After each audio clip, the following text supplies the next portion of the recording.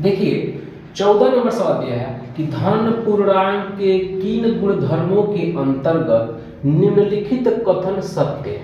ठीक है, इसमें से आपको सत्य छांटना है। ठीक है, तो देखते हैं किन गुणधर्मों, मतलब कोई गुणधर्म होगा, उसका नियम होगा ना, तो उस नियम के अंतर्गत हमको बताना है कि किन गुणधर्मों के नियम से यह कथन सत्य होगा। ठीक है, तो पहला हम करते हैं। देखिए दिया है पहला कि 3 गुणे कोष्टक में 8 + 7, ध्यान देना यहाँ गुणा है। ठीक है, यहाँ पर क्या है, दो संख्याओं के बीच में क्या है, गुणा है, और दो संख्याओं के बीच में यह क्या है, प्लस है। इसका मतलब हो जाएगा कि योग पर गुणा का वितरण हो रहा है, योग पर गुणा का वितरण हो रहा है। यहाँ लिखेंगे योग पर गुणा का वितरण वितरण हो रहा है, योग पर गुणा गुणा का ये वितरण हो रहा है। बात समझ में आ गया। वितरण का मतलब है कि यहाँ पर योग है, योग पर क्या हो रहा है, गुणा हो रहा है। ठीक है, यहाँ पर क्या होगा, गुणा जो हो रहा है योग पर हो रहा है। तो यहाँ अगर हल करना है तो इसको देख लीजिए 3, सबसे पहले कोष्टक में का 8 7 15 हो गया है ना, बराबर 8 त्रिके 24 हो गया, अब प्लस 7 त्रिके 21 हो गया, 15 3 45 हो जाएगा, बराबर 4 1 5 2 2 4। देखिए दोनों क्या है, बराबर है। ठीक है, यानी 0 बराबर 0 हो जाएगा। नहीं समझे, यानी कहने मतलब कि हम 45 और इधर मिला दिए 45 बराबर 0, ये दोनों कट जाएगा तो 0 बराबर 0 हो जाएगा। यानी यह इस सवाल से यह क्या होता है कि 3 गुणे जो 8 + 7 कोष्टक में है, यानी दो संख्याओं के बीच में गुणा है, इन दो संख्याओं के बीच में प्लस है, यानी योग पर गुणा का वितरण हुआ है। क्या हुआ है, योग पर गुणा का वितरण हुआ है। दूसरा है, ठीक है, 3 + 5 + 9, यानी 3 कोष्टक में 5 + 9 है, बराबर में 3 + 5 कोष्टक में प्लस 9 है। तो इसका मतलब दोनों जगह प्लस है। क्या है, दोनों जगह प्लस है, तो इसका मतलब हो जाएगा योग पर, ठीक है, या योग का साहचर्य नियम है।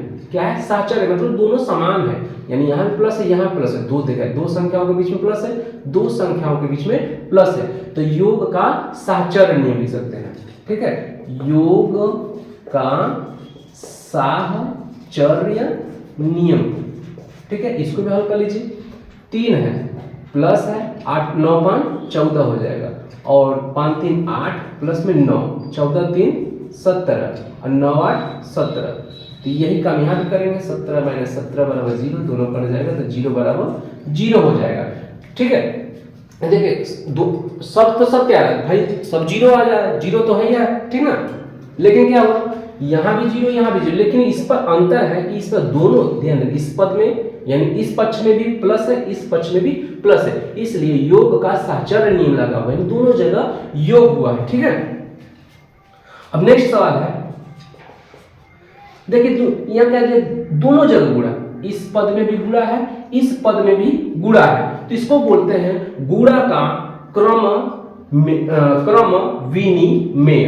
ठीक है, गुणा का क्रम विनिमेय नियम, जगह नहीं है, नियम, यानी गुणा का क्रम विनिमेय नियम लगेगा यहाँ पर, क्योंकि गुणा का जो क्रम है दोनों में है। ठीक है ना, इसको देख लीजिए, 3 × 2 है, तो यानी 3 दूना डायरेक्ट 3 दूना 6 बराबर 3 दूना 6, इधर आ जाएगा 6 बराबर 1, क्या होगा 0 बराबर 0, यानी गुणा का क्रम विनिमेय सूत्र लगा हुआ है, क्योंकि दोनों में गुणा है, इस पक्ष में भी गुणा है, उस पक्ष में भी गुणा है, इसलिए क्रम विनिमेय का नियम लगा हुआ है। ठीक है, नेक्स्ट है, ध्यान दीजिएगा, 3 × 5 है और 1 × 5 है, हमें लाना क्या है, a बराबर 3। इसको दो प्रकार से देखिए, फर्स्ट स्टेप क्या है कि 3 × 5 बराबर 1 × 5, ध्यान दीजिए, 3 5 15 और 5 a, यानी 15 बटा के 5 बराबर a, 5 3 15, a बराबर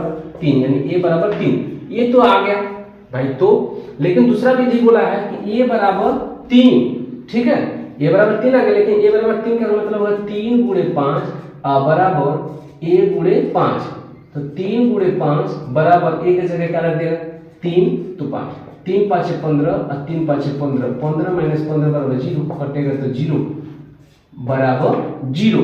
ठीक है, यानी ये हो गया, हमें जब देखिए इस सिद्ध करके भी ला रहे हैं और सिद्ध करके 0 भी ला रहे हैं, दोनों पद आ गया, तो इसको बोलेंगे निसरण विधि या निसरण नियम। निसरण, ठीक है, लिखेंगे निरसन नियम। ठीक है, निरसन नियम होता है, निरसन नियम होता है। ठीक है, आप इसको अच्छे तरीके से देख लीजिएगा। ठीक है, नेक्स्ट सवाल है 15 नंबर कि संख्या रेखा पर -5 कामा -2 कामा 0 कामा 1 कामा 2 कामा 5 को दर्शाइए। तो दर्शाने का मतलब सीधी सी बात, एक हमने संख्या रेखा ली। ठीक है, करना क्या है कि जो पद इधर धनात्मक होता है, इधर ऋणात्मक होता है। ठीक, तो -2 है भाई, यहाँ 1 होता है, तो भाई 1 तो पूछा नहीं, -2 और -5, इधर माइनस हो गए। ठीक है, इसका बिंदु भी लिख सकते हो। इधर क्या है, 1 है कामा 2 है और 3 4 तो है नहीं, तो 5 हो गया। बस यही हो गया, इस पर हम दर्शा दिए। ठीक है, कोई दिक्कत नहीं है, आप इसको अच्छे तरीके से उतार लीजिए, जो नहीं समझ में आएगा उसको पूछ लीजिए। ठीक है, उतार लीजिए। ये चैप्टर समाप्त हुआ, अब इसके बाद अगला चैप्टर आएगा। ठीक है।